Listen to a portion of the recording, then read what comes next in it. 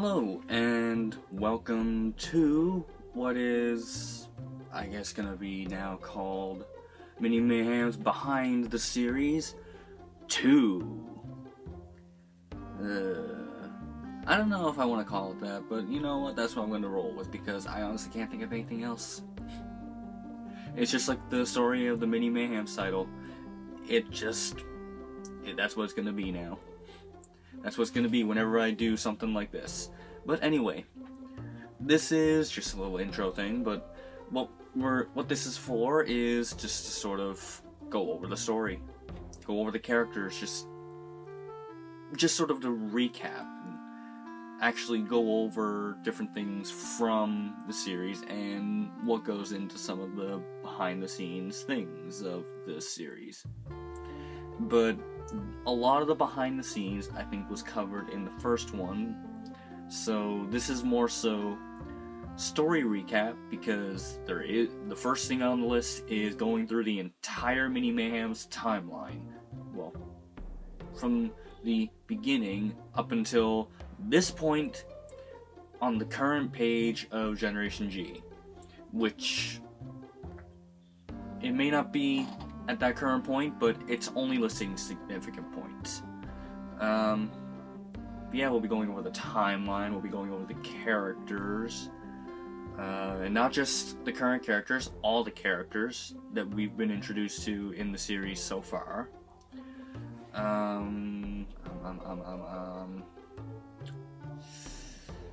do have a bunch of notes here because I don't want to get derailed from a topic, or at least not derailed too much. And as usual, I apologize if the chair starts squeaking. I can't really fix that. Well, I mean, I probably could, but I'm too lazy to. One of the few things that I'm too lazy to fix. And other than that, it's just, if anyone can hear anything else that's outside this room, I apologize. I can't do anything about it. Other people have lives, and I can't stop that. So, rolling on to part 1 of this, I guess, or part 1, timeline, go. Okay, in part 1, the timeline. Now, like I said, I have notes in front of me, and for obvious reasons, the timeline is a separate file, because there's just so much. And by that I mean there's 3 pages of what I consider, maybe they're not significant events, but it's, I don't know. They're what I feel are significant to knowing the story. Anyway, we'll start from the beginning. And when I say the beginning, I mean the beginning. Before page 1 of series 1. Creator's out and about. Creator creates Abbas and Karna and creates the kingdom. He then creates Neo, Jack, and Hybe for Abbas upon his request. The creator starts on a prototype Mini Mayhems build. There are 2 prototypes made, but both are left away. They're just sort of pushed to the side. Creator leaves the kingdom to come home, aka here. And by the way, I'm not in the creator personality right now. I'm in me. I'm me. I'm not in me, I'm me. Although I'm technically in me. Anyway, back to the timeline. Time passes and the relic seed comes into existence. Prototype 1 is brought to life by the relic seed, deemed Shal. Shal brings prototype 2 to life, deemed Ara. Shal hatches a plan to bring down the kingdom. Time passes, young Hybe is approached by Shal and Ara, and is then turned. Hybe annoys everyone, now followed by Jack. And I say annoyed because really, what destruction can Hybe bring? Neo becomes fed up with their family and runs away. It's obvious to see why. Not long after, Jack and Hybe go after her. 3 weeks later, Karna dies from a broken heart. Abbas sends out after that, Abbas sends out special search drones to find his kids, and at this same time, the mini crew is created. And one thing I want to touch on, the search drone that is in the second movie, that drone, if you notice, it has 3 legs, and there's 3 little blips on there, on the base of each one. If you look closely, they're actually, maybe you can't see all 3 of them, but they're the same color as each of Abbas's kids. I'll have to go over this some other time. I'm getting off track. Where am I? 2 weeks later, Neo arrives at the creator's home. After that, the mini crew celebrates Christmas, and at the same time, Neo was observing them. New Year's Eve, 2015, Neo comes out of hiding. After that, Neo joins the mini crew. The mini crew travels outside home some.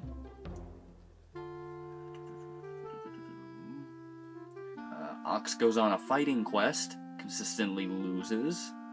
Neo is accepted by Lego Reshiram. Days later, Jack and Hybe arrive at the creator's home. Another few days, the mini crew are met by the bumbling duo. Ox begins work on a mech. Jack and Hybe try to claim a room. Ox tests out his new mech to stop them. The two, Jack and Hybe, create a death ray. Doesn't work. The two employ Umarak. The mini crew travels to the creator's grandparents' home. Jack and Hybe follow. Those two decide to make a base in the basement. The mini crew returns home. The last of Jack's creations fail. Shal and Ara arrive in secret, taking control of Remy.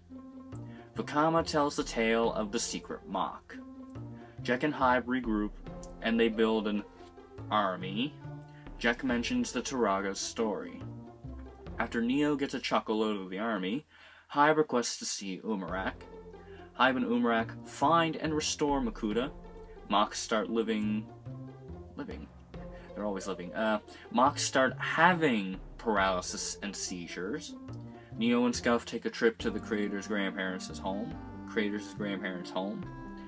Neo goes her way and spies on Jack.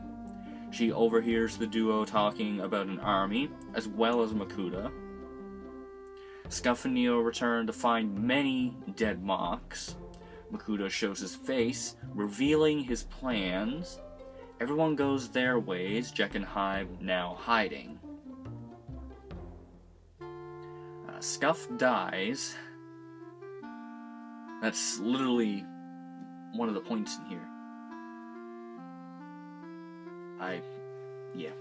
Scuff dies. Neo talks with Hybe, who forms a plan. Hybe tells his plan to surviving Mocks, who rally behind him. Neo dies, telling Ox to get Reshiram. The group collectively builds soldiers for war. Hybe leads the Mocks against Ultimate Makuta and his army. Ox then, at this same point, is reaching Reshiram, Lego Reshiram. Makuta has the remaining Mocks surrounded, and Ox brings in Reshiram, who weakens Makuta enough for Spur to blast off the mask, winning the war. Or the fight, I don't know. I call it a war because it's... might as well. Mocks who died later come back. Neo asks Jack and Hybe to be part of the mini crew, and they accept. The mini crew is upgraded. The mini crew goes on a trip to a far-off home, which is where we start off in Revamped. And at the same time, Shal kills Remy, vowing to destroy the mini crew. Mini Makuta is also imprisoned in a clear container. And over time, the mini crew revisits places away from home, and after that, they get the shoulder and hand updates. Remy's body is then, after that, discovered. Then after that, Project G is started, and not long after finished. Ara is seen by Ox. Umarak's body is found freshly dead, might I add. Down the list. The first Mini Mayhems go-kart race happens, and Ox wins. Ox is told of a possible new legendary, and soon finds and is accepted by Lego Zekrom. Elemental powers are discovered, and soon taken away.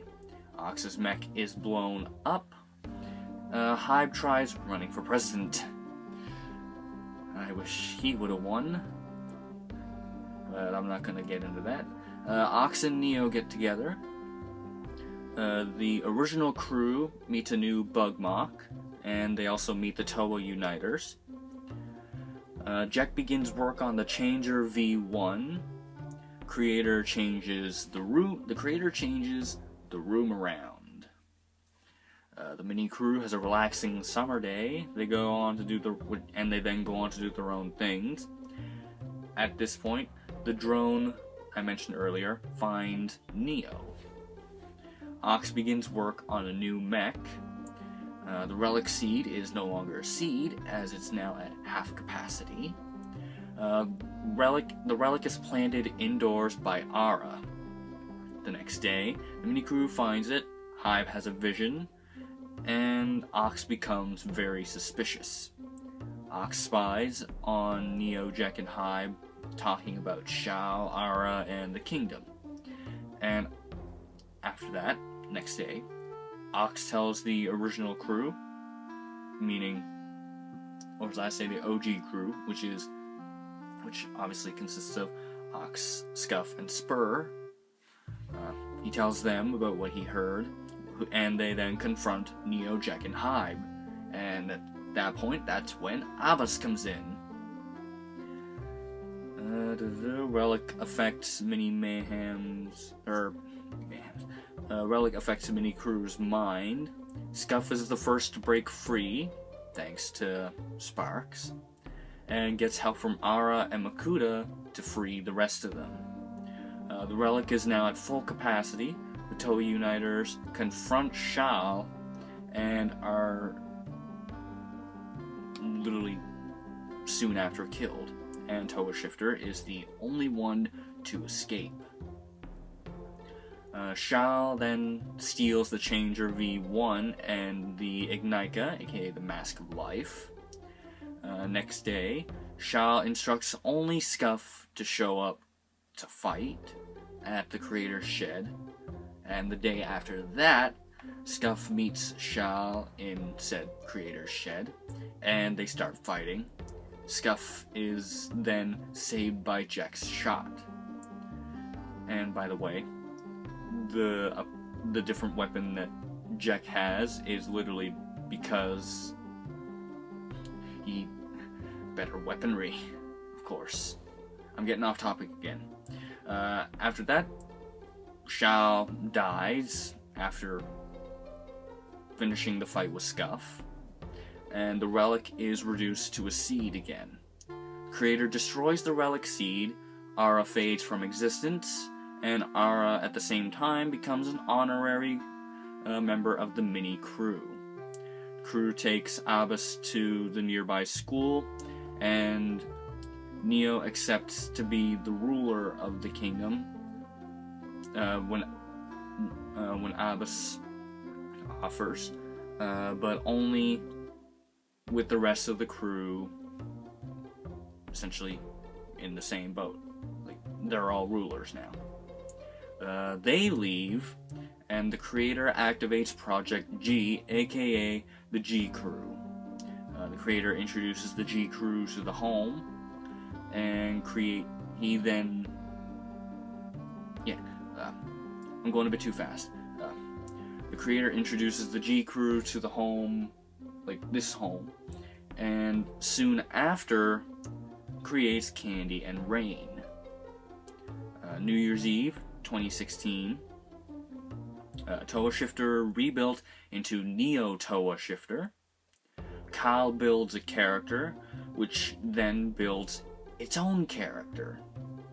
And then, the last thing on the timeline right now that's of any real significance, the creator fixes those characters whose names are Ura and Rin. Wow, this took a bit longer than I was expecting, but you know what, we got through the timeline. I didn't go through everything from every single page because, like I said, I wanted to go through the significant things. Because obviously, Spur sitting over a couple sinks isn't really significant to the story. It tells a little bit about their interests, albeit strange ones, but it's not significant to the story progression. So that's why it's sort of listed under visiting another house, like another person's house, which also includes like Hive going down into the basement of said house and going up the stairs of said house, and you see what I mean? Because if I were to include every single page theme and every single event, then, well, we'd be here for a few hours. That's an over-exaggeration, but you know it would take too long to do. But anyway, that's part 1, that's the timeline. So we're gonna get on to part 2. Now, what is part 2? I actually can't remember. What is part 2? Part 2! Oh, you're gonna like part 2. Part 2. Okay, and welcome to part 2. I don't know why I'm welcoming you. Might as well. Part 2 is the filming of the second movie, aka Mini Mayhems Kingdom of Destruction. Now, first and foremost, I just want to say that there is not going to be a movie commentary for that one. I'm not really sad about it. I don't think anyone else is. I mean, it would probably be... I don't know. I mean, I would like to, but I don't really think it would be too worthwhile. It'd be a bit too difficult to set up, having to get someone else on Skype or something. I don't know. There's just not going to be one. That's why that's going to be, essentially, those types of thoughts are going to be done here, in this little bit of this video. Or in this one video. I can't remember. I hope I don't have to split this up. Anyway, I'm getting off track. I'm thinking about editing. But yeah, no, first and foremost, aside from that, is that Movie 2 had a lot of on-the-spot ideas. Because I knew I had things that I knew that I wanted to do. Like, I knew that Shaw and Ara would be the bad guys. I knew that we would be exploring more with Neo, Jack, and Hive. And I wanted to close out some of the remaining unknown facts about them. Such as, like, where did they come from? Why was Hive evil? Because, as was sort of hinted at in Revamped, because if you hadn't seen the page, during the Ghost Stories page, I can't remember if that's what the page title is, but essentially the page where they're telling ghost stories.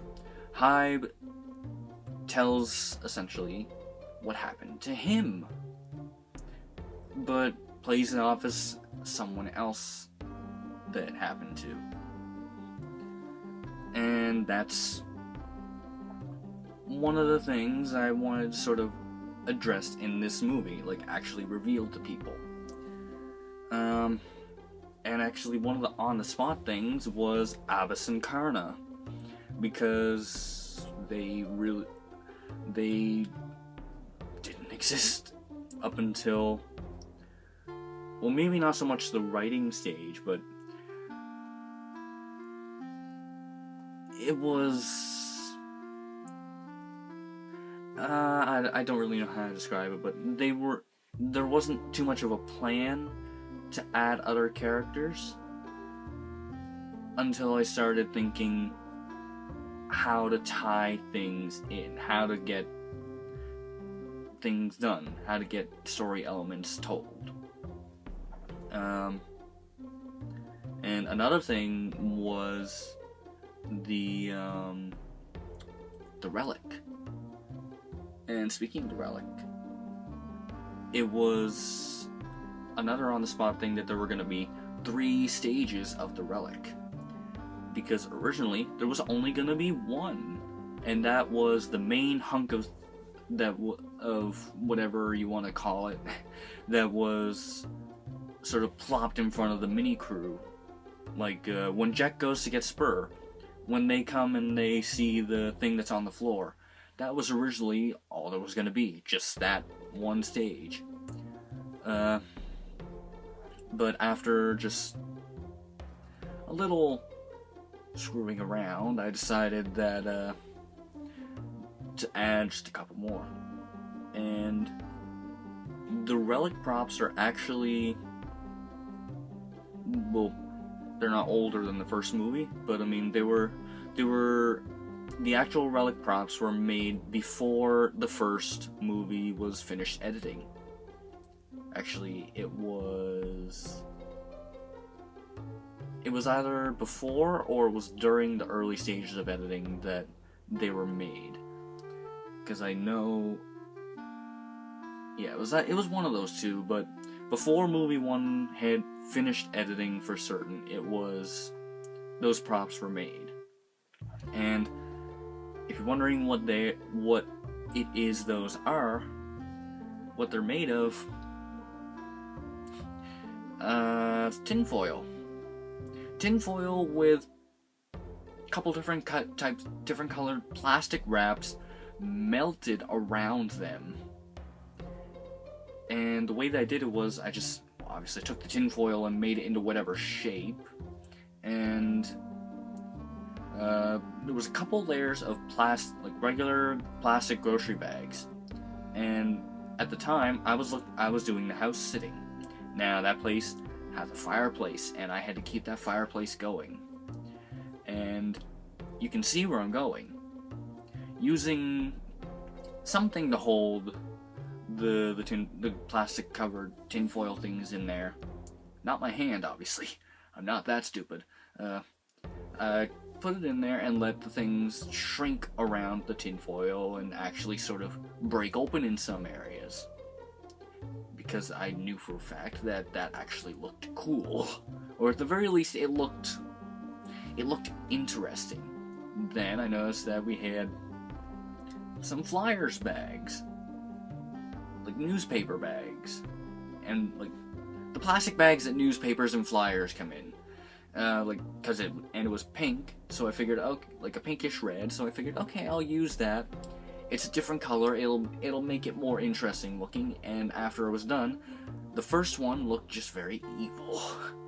And I really liked it. Like, I knew that was gonna be one of the props in the movie. And then just did the same thing with the other two, just different shapes and scales. Another thing was that Shal and Ara were never planned to be in the series as bad guys. Now this isn't so much for movie 2, it's that and movie 1 and just the series in general. They were actually the prototypes for the revamped crew, the upgraded mini crew.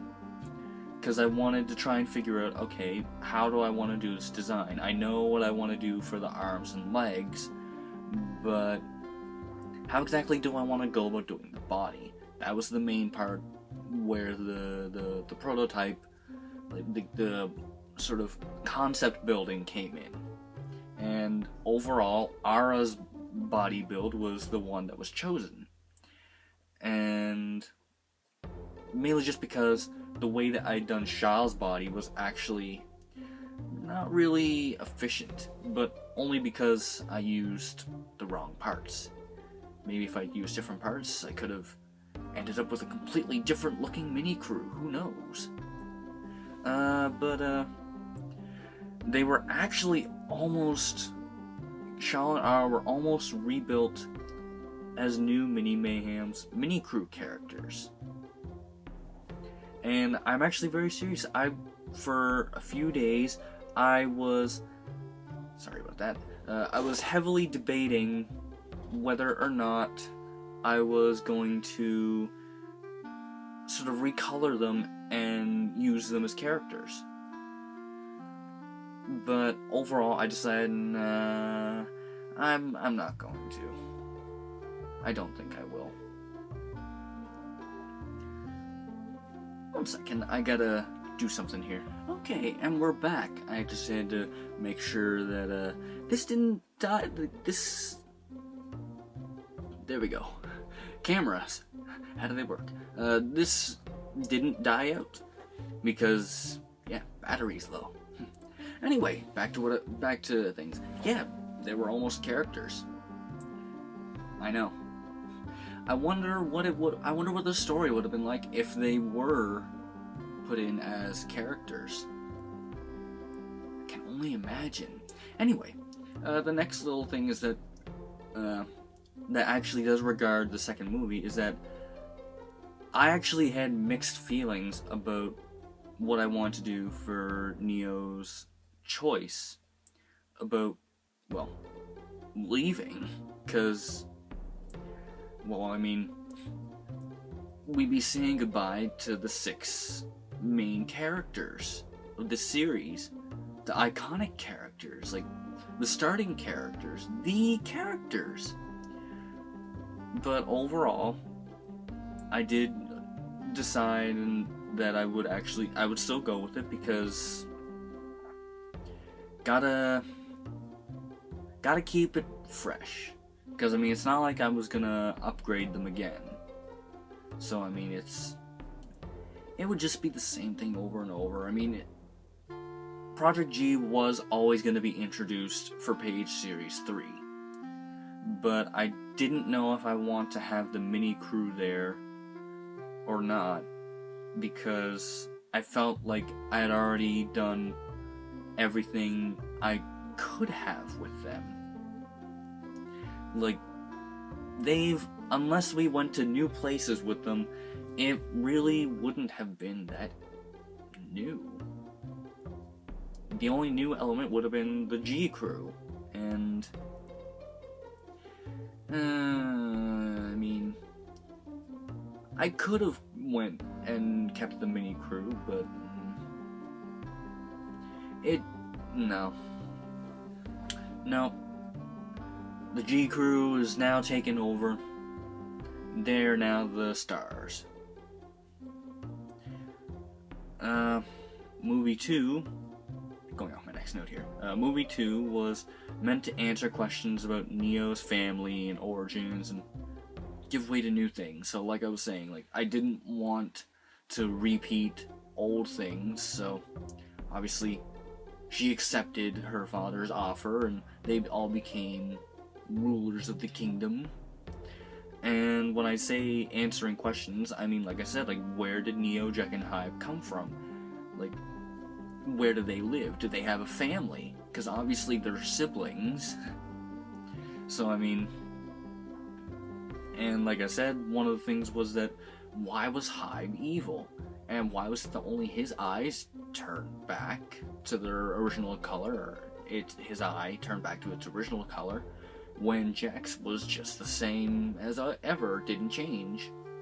Well, Hive was the only one that was turned, and Jack, just being the little brother, followed his bigger brother, because his bigger brother's always got to be right. He's never wrong.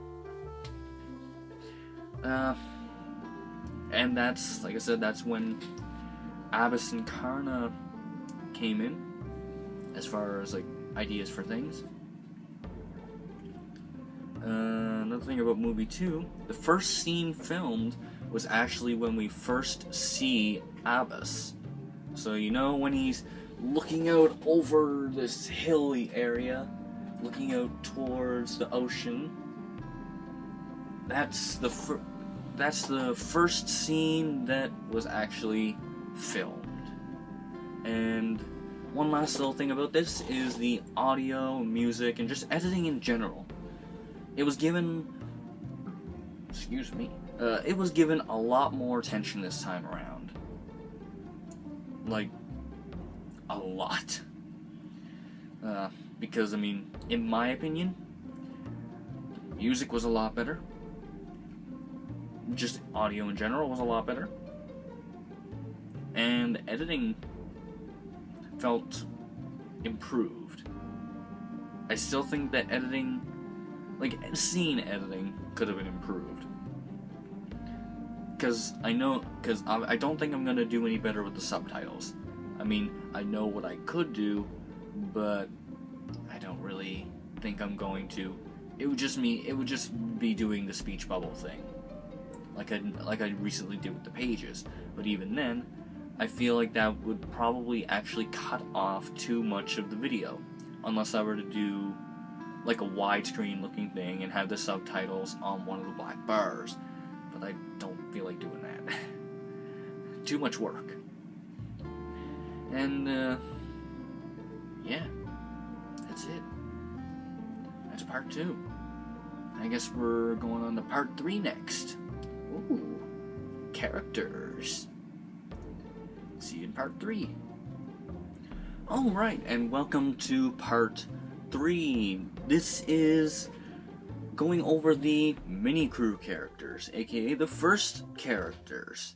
Now, I'm gonna try and do this as quickly as I can, because for the most part, I did already go over them in the first behind the series. Because, I mean, not really too much has changed. Just one of the little general things before each of the actual we start on any of the actual individual characters, is that these characters all had personality traits, or had personalities that were based off of, I guess, my personality. Like my actual IRL personality, like not the creators. And I mean, obviously, from person to person who actually knows me, that could be debatable. But I mean, I'm just going off of by what I think. So I mean, yeah, let's get into this. So first off, we have Scuff. Obviously, he was the first one. He has a personality that actually resembles the full personality that I have. Likes what he likes. Pretty level-headed and average, I guess. Nothing overly special, but he likes to have fun. He likes to have fun when he wants to have fun. He'll do silly things when he wants to, but for the most part, he knows when to have fun and when to be serious and all that jazz. Ox, he was the second one ever made, and I don't know why I'm doing this with my head. Yeah, he was the second one ever made. He was originally meant to be the dumb jock type, but that was changed sometime in. I actually don't know when exactly I started to change it.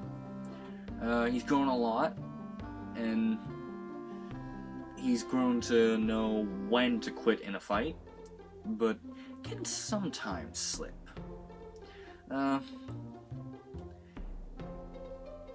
And I don't really know, never really knew which part of my personality he would have been from, but now that I've thought it over, I like to flex in the mirror whenever I'm alone.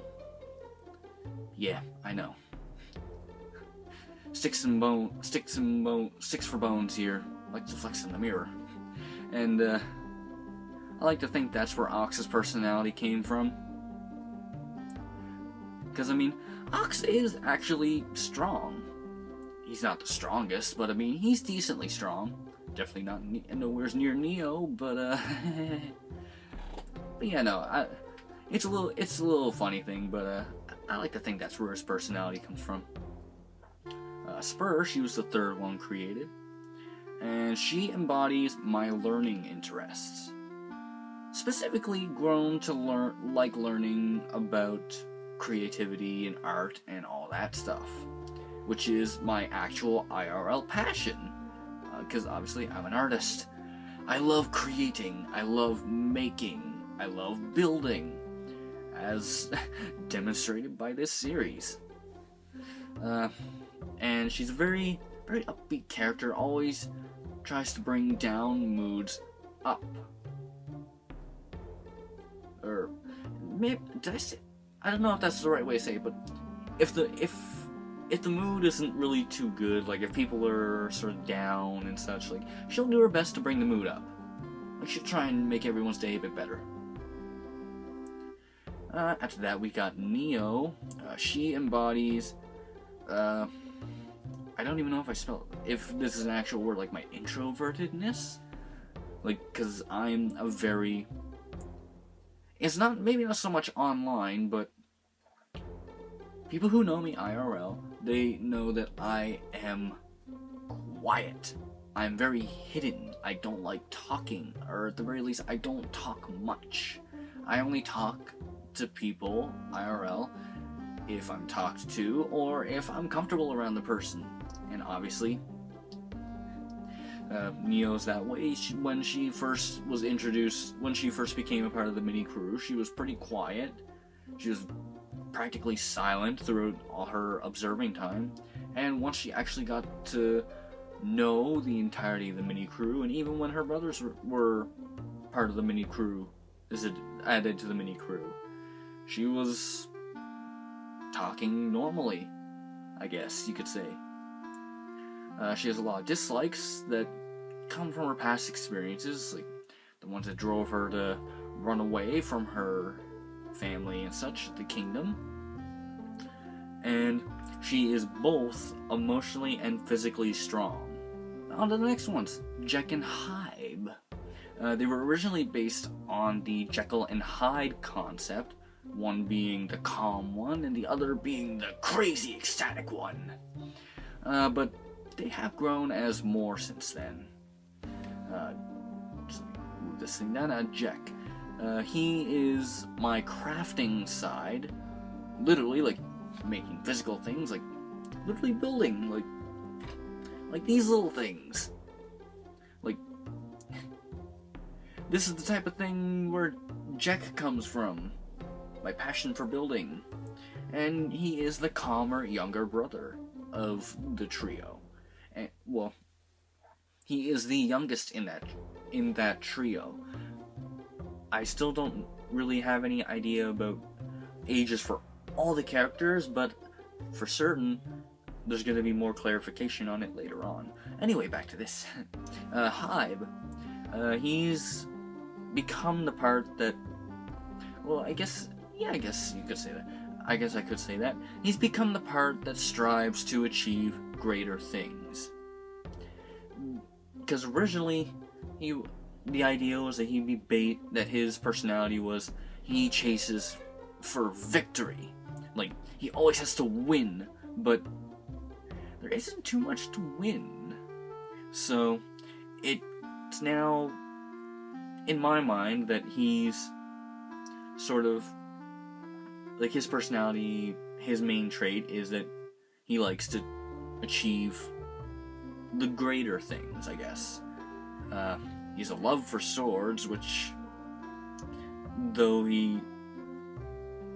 even goes through his love for I guess he did have a love for combat, but that sort of died down a lot. But yeah, he loves swords. He's actually a pretty decent battle tactician. I mean, he led the victory to against Makuta, so has to be somewhat decent. And yeah, that's part 3. Part 3, the original mini Mayhems crew. Part 4. Part 4. See you in part 4. Part 4. Part 4 is the G crew characters. And a couple extra for reasons. But yeah, we're gonna go over the G crew characters. Now, a little bit of info on these ones. These characters were planned around the same time the relic props were made. And when I say planned, I mean like that's when the idea to have them was formed. So, around the same time I was in the middle of editing the first movie, the idea for the G Crew was formed. Literally, like, that's when I thought, oh, I could have an extra set of characters, maybe as like emergency backup characters that'll be introduced later somehow for some reason. And that's when everything snowballed and we're here.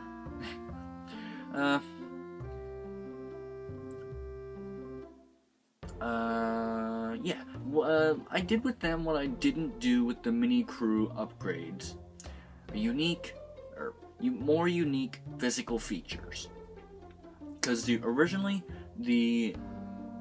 mini crew were actually going to have a lot more extravagant looking physical designs to go along with their personalities.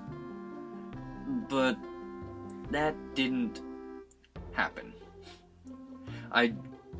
As I started building them, I decided against it.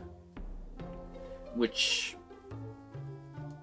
I kind of wish I didn't do, but at the same time, I didn't want to take away from knowing who they actually were. But yeah, with these ones, I actually because they were starting like this, I made them look more unique. And their personalities are not based on my IRL one, they're based off of the creators, aka the in-series character. And we'll start off with Vex. While not really a personality trait, he can break physics at will. Same as the creator. I'll explain what I mean by that when I actually get to the creator. Yeah, he can break physics. That explains a lot. He's very, very, very out there. He has wild ideas. And I mean, to some extent, it is influenced by what he sees around him. But I mean, he is the one who suggested Cal build a character. And who knows, maybe it was because of him that Cal was able to get as far as she did. Because Vex broke physics. Although, do regular physics include the law of creativity? I don't know. But yeah, he's very out there. He's very ambitious in his acts. Very persistent. Yeah. We'll definitely see a lot more of Vex's shenanigans later. Next up is Cal. She takes after the overabundance of creativity, or of creative interest that the creator has. She's a master builder, but not quite creator level. Because, I mean, it's obvious. She created pretty much a character. A character that built another character. Like, how could you not be label yourself as a master builder for doing that? She doesn't think too much of others. Like, she doesn't really consider others for anything. Like, unless they interest her. Like, if you're building something, she'll probably take more interest in what you're building than you. She might only take interest in you if she has questions. Yeah. Next up is Locke. He takes after the creators' uncaring nature of others' actions. It's very hard to describe that without giving away too much detail right now, but, yeah, no, the creator himself, well, like I said, I'll get to the creator when I get to him, but, Locke doesn't really care too much about things. He's very pessimistic and very much downplays a lot of things. Pretty much constantly. Every now and then he finds something to have fun with, but it's usually something that only he will have fun with. but he does have fun nonetheless. Sorn. She takes after the quieter, hidden portion of the creator. She likes simpler things, obviously. She's got a lot of animal traits. It's not like they always go for the extravagant things. Neither does she. And speaking of that, she can communicate with different animals and Rahi and other animal creations and such. It's very interesting in my opinion. Aura. She is a blank slate, always asking questions. I guess you could say the questioning portion of the creator. Maybe a bit of the questioning portion that also is in Cow as well. She was built after Sorn because it was an attempt to see that was an attempt for Cow to see if she could recreate a character's abilities, and she succeeded. But Aura has two sets of abilities: Cow's creativity, as seen by her creating Rin, and Sorn's animalistic abilities. And speaking of Rin, Rin is a quiet wild card, being created by a mock, not created by the creator, is the reason she is the way she is. She's also the most human of all the G crew. Like, I guess you could, I don't really know how to describe it other than that. Like, she isn't crazy insane like Vex. She isn't trying to build the most vast, expansive thing out there like Cow. She actually cares about a lot of things, unlike Locke. And she does like some of the more grand things and some simpler things, a little bit different from Sorn. And she's not a blank slate like Aura. There's a lot to figure out about her, and we still don't know her ability. All we know is that she was created by Aura. She has a diver-like build. That's all we know.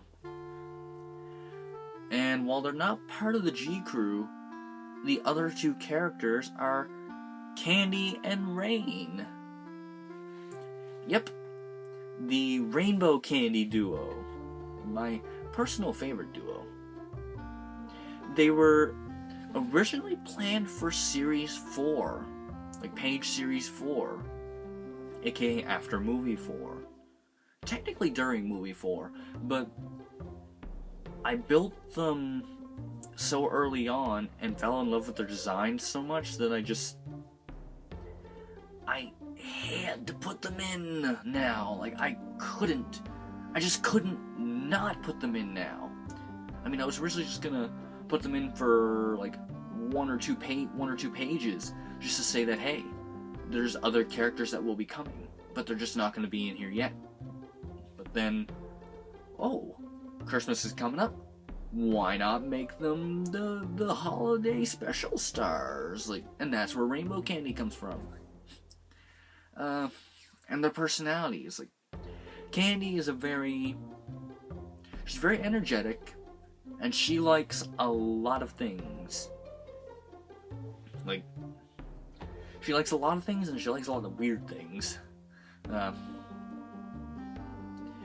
Very happy character, like, very happy, uplifting, upbeat character.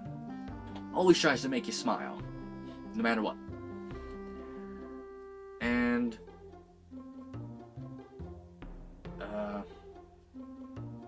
I blanked out and lost my train of thought. So you know what? I'm gonna move on to Rain. Rain is Candy's the Candy character, and Rain is the Rainbow character. And Rain, her personality is very, I guess you could say, laid back, like sort of not so much like she's very slowed down, but like she's not really too energetic, unless it's something she really likes. She obviously likes candy. I'll get to that in a second. Her tail is actually not an actual tail. It's not like Soren's. It's actually just an attachment. I actually can't exactly remember too much about her personality. Off the top of my head, I actually have to go back and look at it. This is actually a first. Let's see.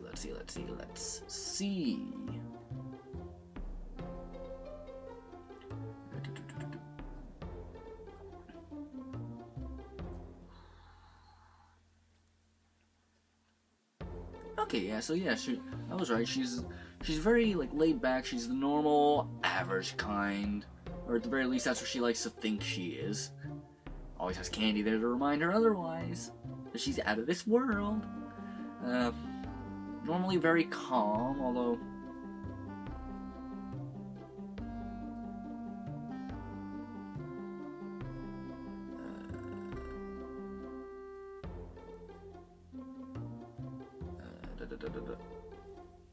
okay. I'm sorry, I was just reading something there. Wow. Camera's being weird. But yeah, no, it's just they're new characters. Well, not, I guess, yeah, new characters. But I just wanted to have a bit of fun with them. Anyway, the thing I was gonna get to about them was that these are my first LGBT. Wait. I'm sorry, I'm blanking out a bit too much here. LGBT plus characters. There we go. I've got too many things running through my mind. I can't remember acronyms at the moment. But yeah, no, because Candy is bi and Rain is gay, lesbian. Like, yeah. And if you're wondering why, representation. Because why not? I mean, I don't know. Why not?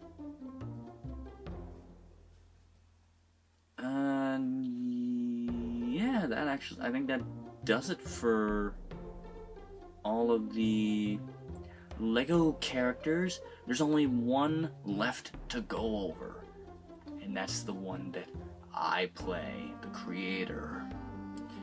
The creator, well, as a creator, he has abilities that others do not, including being able to screw with physics, like I said with Vex.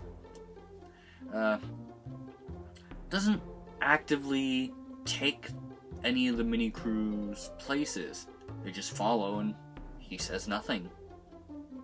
And if you remember what I said with Locke, the creator, well, it's very questionable at this point. But I mean, it's one of those things where we'll see it at some point. You'll see it. I can guarantee it. Anyway, I'm getting off topic. I'm losing my train of thought again. The creator. Yeah, he doesn't actively take any of the mini crews any places.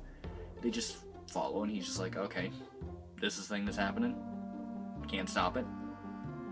And at this point in the timeline, he is growing more and more curious with each passing day. Because, I mean, obviously, he was baffled by the fact that Cal could create a character. And the fact that he only had to do some minor fixes. Like, and even then, the only one he really had to fix was Ulra. He didn't really have to do anything to Rin. Which, by the way, it wasn't the fact that he had to do minimal fixes for Rin. He didn't have to do any. I know. Rin's just that quiet. But yeah, we'll definitely see more of the creator later on. Definitely see more of his personality in progress. So next up is part 5. The series evolution. Oh. See you in part 5. Okay, part 5, series evolution, like I said before. This is more so about the actual design of things. Like mainly the pages, but as well the actual, this includes the movies and other things. Pages. They've become a lot more since the first page of Mini Mayhems 1. The story, like an actual story and theme, can now fit on a single page, as opposed to having to be split over 2 or 3 pages, which I like, but at the same time it means I gotta think of more things. Oh. You gotta make me think. Oh boy. Anyway. Yeah, and speech bubbles. Oh my gosh, the speech bubbles. Speech. Oh, speech. The speech bubbles. The speech bubbles have grown the most, I think, though. Since, well, if you look on Mini Mayhems 1 and compare it to the current page in Generation G, you'd really wonder, like, it's amazing how horrible looking they looked back then. Like,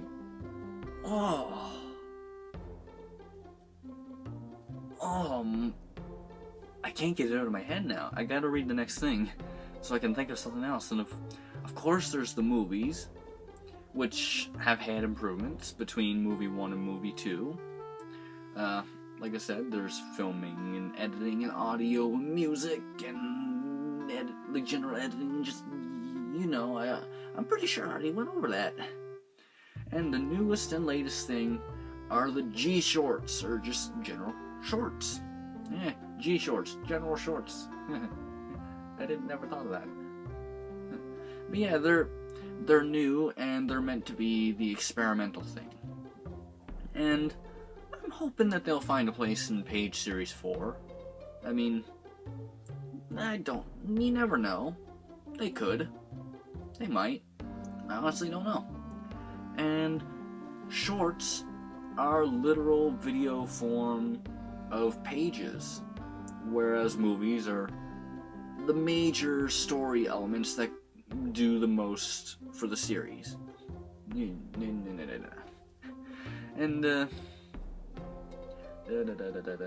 but yeah, like if you read a page of Generation G, it's very similar to what you would see in a short. Like, it's single theme, doesn't really impact the story much, if at all. It's just one of those things where it's like when it came to the G short Breaking In, Breaking In could have been a page or it could have been a short, and I decided, I'll do it as a short. And like I said, I'm hoping I can do more. Well, I mean, I know I can do more of it in Page Series 4, but it's just a matter of if these will be successful, or at the very least they'll be good enough to go into the next Page series. And wow, I got through that pretty quickly. That's part 5. Next up is part 6. See you there. And welcome to part 6, your characters. Now, before I continue on this, I will reiterate this for the billionth time. You still have time to submit your own characters for the series. If you want building instructions for the base of a Mini Mayhems character, I'll have it in the description below. Or some sort of link somewhere, depending on where this video gets posted. But yeah, you can build your own character, and you will see it in the series. Just, if you want to see, although I will say this, if you want to see your character introduced into the series in movie 4, the 4th movie, you will have to submit your character, have it submitted before page 60 of Mini Mayhems Generation G. Otherwise, you'll have to wait until after the movies are done and see it introduced in the middle of the page series. It's a matter of script writing and such, but it's just, yeah. That's the latest I'll be accepting them. After that, you gotta wait. I mean, I'll still build it, I'll still put it in the series, but you'll have to wait a bit longer to see it. I don't have them on hand, but I have made a couple characters myself, actually. In fact, I'm actually gonna get them now.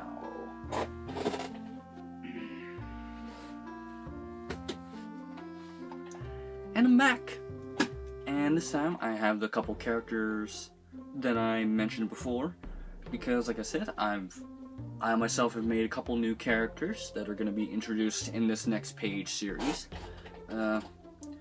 First one I'll show you is this guy. Let's put her right there. Yeah, we got this guy right here. He's a very tall character. Now, the thing about him is that, well, if you notice, he uses this piece. If you are able to recognize that piece, that comes from the Hero Factory Fire Lord set. I've been saving that piece specifically for quite a while, because I found it difficult to use. And not too long after the G Crew, I actually saw it and figured, wow, I could probably use that on a character. It did mean having to broaden the shoulders a bit more, but you know what? It works. It works for the character. And then the second one is an umbrella girl. Because, well, an umbrella. No other reason. I just wanted to use it. I just wanted to use that in something, and you know what? I did it. I did it. I made it work. And I also got to use this dark blue Nuva torso. And, yeah. Oh, I forgot. There's another character. Right back. This one is, special. Oops. That one wasn't, one I'm supposed to bring out. Nope. Nope. You guys aren't allowed to see that one yet. For very obvious reasons. I do kind of hot. That was a little bit of a mix-up. Maybe a bit of an intentional one. But yeah, no, that's the end of part 6. Like I said, if you want to submit a character and see it introduced to the series in movie 4, just be sure to submit it before page 60 of Mini Mayhems Generation G. As always, you can find the info for everything and see pages going up on my DeviantArt, which there's always a link to it in the description. So yeah. Next up is part 7, which is the final part to this behind the series, number 2. See you there. Okay, part 7, the final part in this. I guess it's just gonna be titled Other Things. The final part, I guess. I don't really know what to call this one. Part 7. It's part 7. But yeah, originally was just gonna answer see if anyone had any questions that they wanted answered, and only had one question, and now that I think about it, I'm thinking this may be a question that a lot of people who've seen this, at least the second movie have probably wondered, which is are the original mini crew is the original mini crew gonna return? Are they gonna ever come back? Well, I don't know. Maybe? You know what?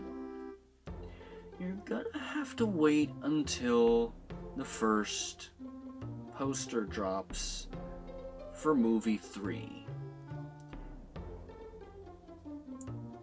Maybe me being like this already answers it for you, but if you want a 100% confirmation, well, I won't really be giving it now, but like I said, wait for the poster, because if you have seen the description of all the posters for the first 2 movies, you may have noticed that it includes the basic plot synopsis thing for the movie. And obviously, you may like it. I know I do. I mean, I'm the one making it, but I mean, I like it. Anyway, speaking of that, something I didn't do before, which I'm going to do now, is the title for the 3rd movie, which is now on screen. See it? Do you see it? Do you see it? Do you see it? You see it? Movie 3, aka Mini Mayhems, The Secret Power, Part 1. So you know what that means?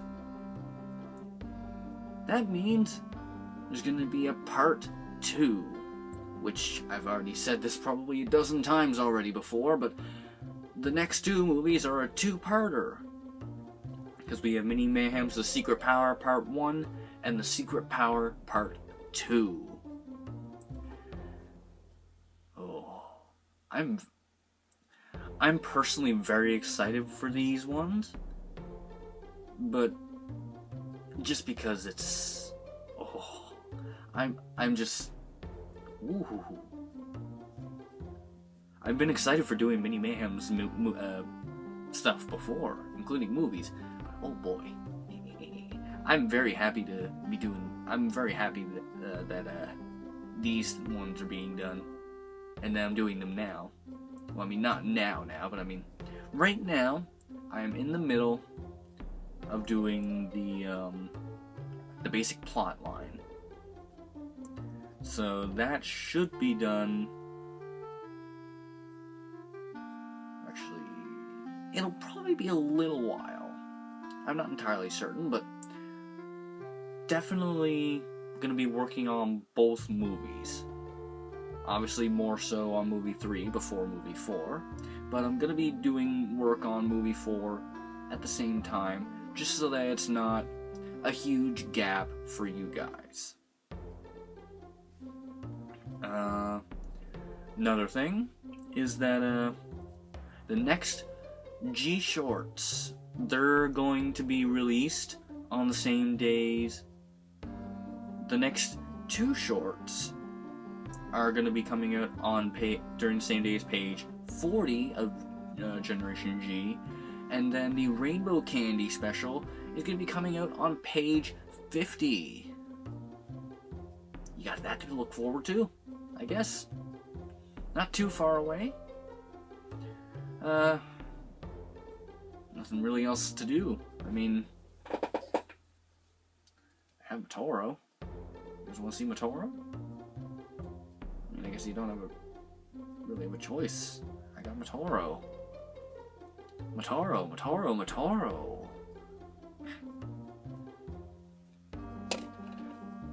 don't really know how to close this off.